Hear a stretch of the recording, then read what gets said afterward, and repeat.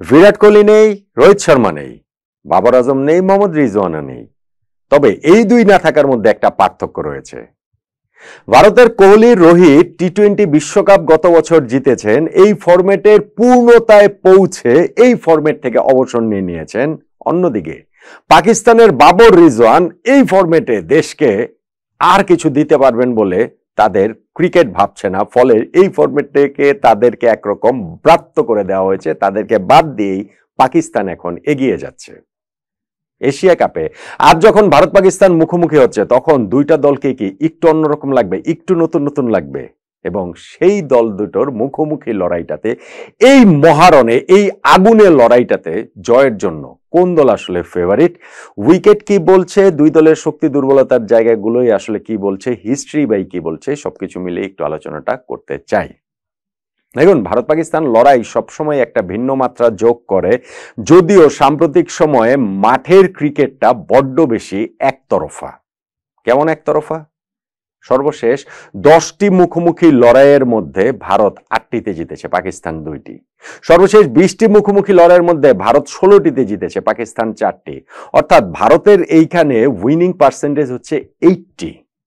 10টা ম্যাচের 8টা ম্যাচ জেতা, মানে 80% ম্যাচ জেতা, বুঝতে পারছেন? সো এইখানটাতে আসলে পাকিস্তান তাদের সঙ্গে পেরে উঠছে না। কিছুতে গত টি-20 ওয়ার্ল্ড কাপের কথা বলছিলাম, সেইখানেও কিন্তু ভারত পাকিস্তান মুখোমুখি হয়েছিল গ্রুপ পর্বে, এবং তাতে পাকিস্তান জয়ের মতো অবস্থাতে ছিল। ভারতকে 119 রানে আটকে রেখেছিল। নিউ ইয়র্কের ওই ভীষণ ট্রিকি উইকেট, সবই ঠিক আছে, কিন্তু তারা তো 3 উইকেটে 80 রানে পৌঁছে গিয়েছিল শেষ 6 ওভারে। 36 বলে 40 রান দরকার ছিল হাতে 7 উইকেট নিয়ে, সেটাও তারা করতে পারেনি। 6 রানে ম্যাচটি হেরে গিয়েছিল জাসপ্রীত বুমরার সেই ম্যাজিক্যাল বোলিংয়ে। এরপর তো ওই টুর্নামেন্টে তারা গ্রুপ পর্বই পেরোতে পারেনি, আর সেই টুর্নামেন্টে ভারত চ্যাম্পিয়ন পর্যন্ত হয়ে গিয়েছিল। ফলে সাম্প্রতিক সময়ে এইখানটাতে পাকিস্তানের অনুপ্রাণিত হবার মতো খুব একটা কিছু নেই। আছে, একেবারেই যে কিছু নেই তা নয়। ধরেন দুবাইতে যে খেলা হবে, সেই দুবাইতে টি-20 ফরম্যাটে সর্বশেষ 3 ম্যাচের মধ্যে 2টাতেই কিন্তু পাকিস্তান জিতেছে।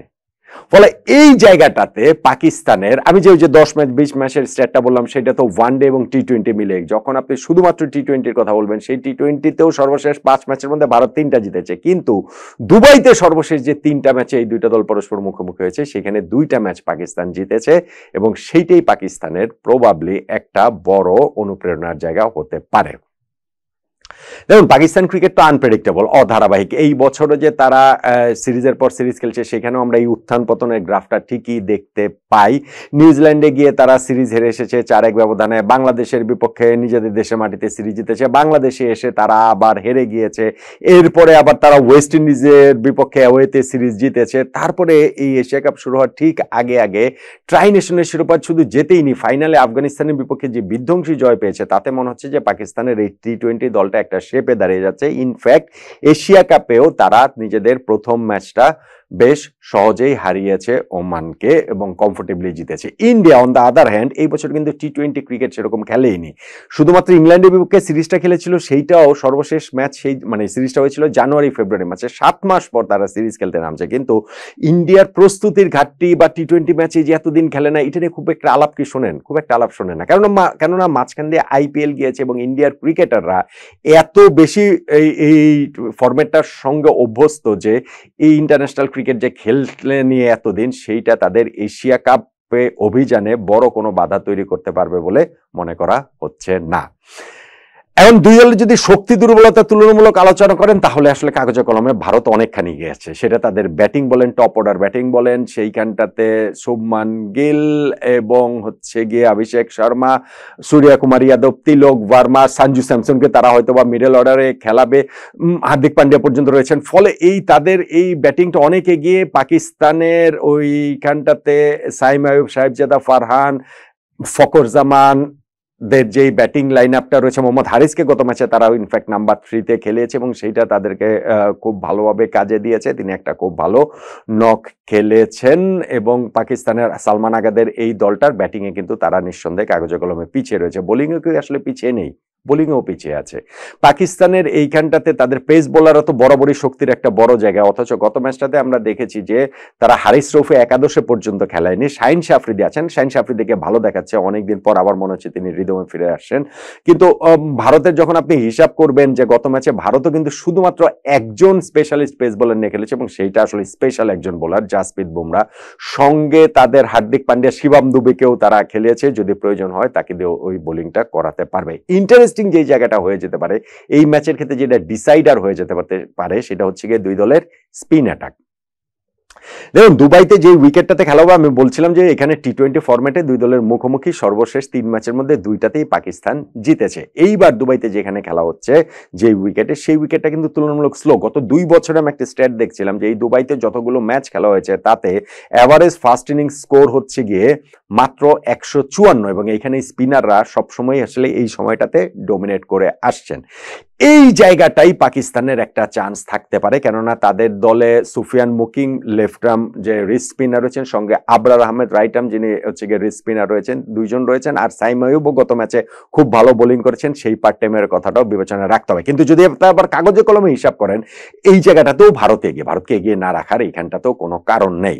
বরুণ চক্রবর্তীর মতো মিস্ট্রি স্পিনার তাদের দলটাতে রয়েছে, যিনি গত টি-20 ওয়ার্ল্ড কাপে চান্সই পাননি, কিন্তু গত টি-20 ওয়ার্ল্ড কাপের পর থেকে ধরলে ওয়ার্ল্ড টি-20তে হাইয়েস্ট উইকেট টেকার তিনি, 32টা উইকেট তিনি নিয়েছেন।